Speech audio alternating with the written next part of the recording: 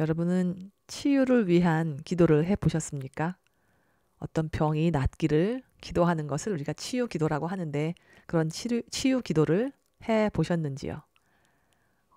해 보셨다면 누구를 위한 치유를 위해서 누구를 위한 치유 기도를 하셨습니까? 그리고 그 기도에 응답을 받으셨습니까? 저는 치유를 위해서 기도하고 있습니다. 다른 사람을 위한 중보 기도도 하고 있고 제 자신을 위해서도 기도하고 있습니다. 그것이 육신의 질병이기도 하고 또 영적인 회복이기도 합니다. 그런 치유 기도를 하면서 말씀을 읽으면 그 말씀에서 전해주는 말씀이 또 우리가 필요로 하는 말씀을 듣기도 합니다. 오늘 저는 예레미야의 말씀을 읽으면서 예레미야가 수많은 예언을 하고 하나님의 말씀을 전달했는데요.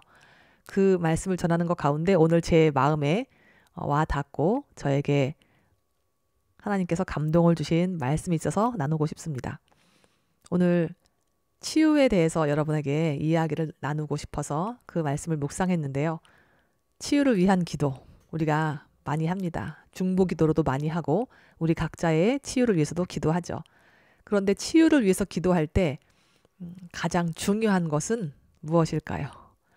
바로 믿음입니다. 예수님께서도 수많은 병자들 치유하실 때 믿음을 강조하셨습니다.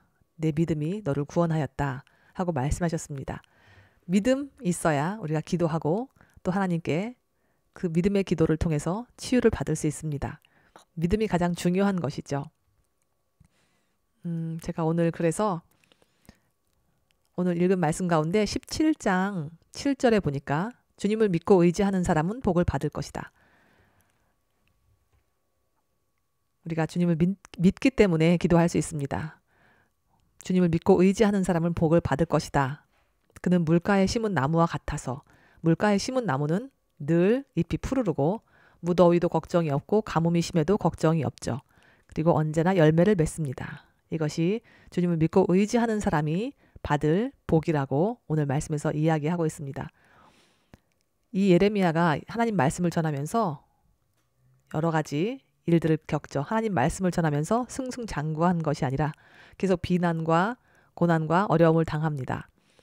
그러면서 예레미야가 하나님을 그래도 믿고 의지하는 그 예레미야의 기도와 예레미야의 고백을 볼 수 있습니다.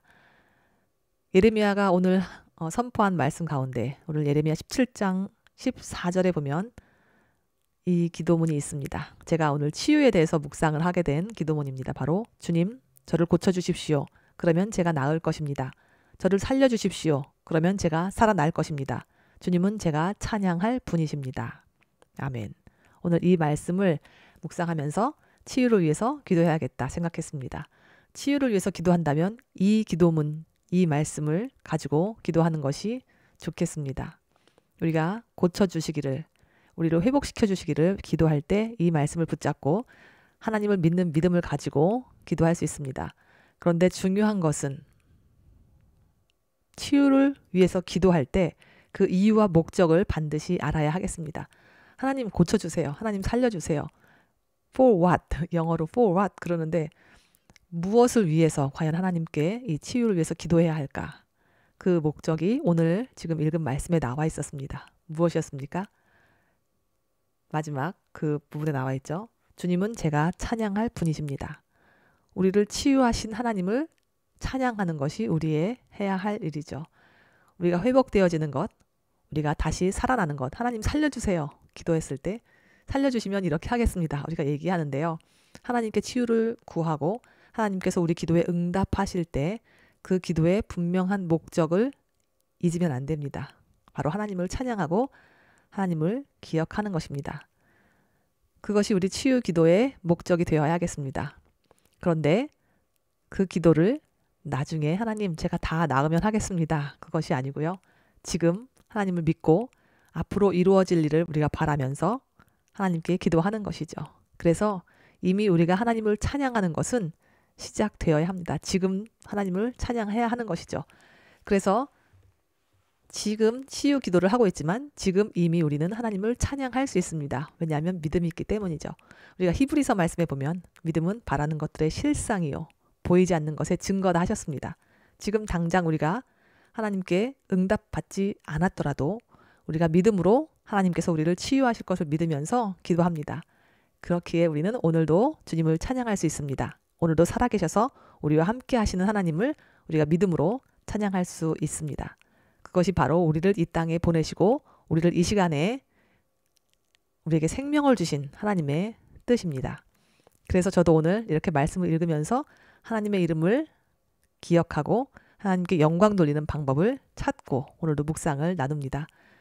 하나님께서 오늘 저와 여러분 모두에게 특히 이 방송을 보면서 치유를 위해서 기도하고 계시는 분들에게 치유하시는 은혜가 있을 줄로 믿습니다. 우리 하나님은 우리를 사랑하시고 우리를 창조하신 분이시기 때문입니다. 토기장이의 비유를 통해서 오늘 말씀하셨죠. 하나님이 어떻게든 마음대로 하실 수 있는 분이십니다.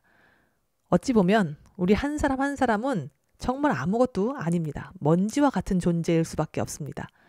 지구를 멀리 하늘에서 보면 보이지도 않는 작은 점과 같이 되기 때문이죠. 그런데 먼지와 같은 저희들을 사랑하셔서 예수 그리스도를 보내주셨고 우리를 구원하셨습니다. 하나님께서 우리를 구원하신 목적, 그것은 바로 하나님을 기억하고 하나님을 찬양하게 하시기 위함입니다. 하나님, 주님을 찬양하겠습니다. 우리를 회복시키시고 주의 영광을 위하여 사용하여 주옵소서. 그것이 오늘 저의 기도이고 여러분의 기도임을 믿습니다. 그래서 오늘 함께 치유를 위한 기도 생각하고 기억하면서 기도하기 원합니다. 함께 기도하실까요? 오늘 읽었던 말씀을 다시 보겠습니다. 17장 14절. 주님, 저를 고쳐주십시오. 그러면 제가 나을 것입니다. 저를 살려주십시오. 그러면 제가 살아날 것입니다. 주님은 제가 찬양할 분이십니다. 아멘. 이 말씀의 고백이 날마다 우리 가운데 전해지고 확장되어지고 하나님을 믿는 믿음의 자녀들이 더하여지기를 원합니다. 그래서 이 기쁜 소식이 온 천하에 전해지기를 원합니다. 오늘도 함께 해주셔서 감사합니다. 주님의 이름으로 사랑하고 축복합니다.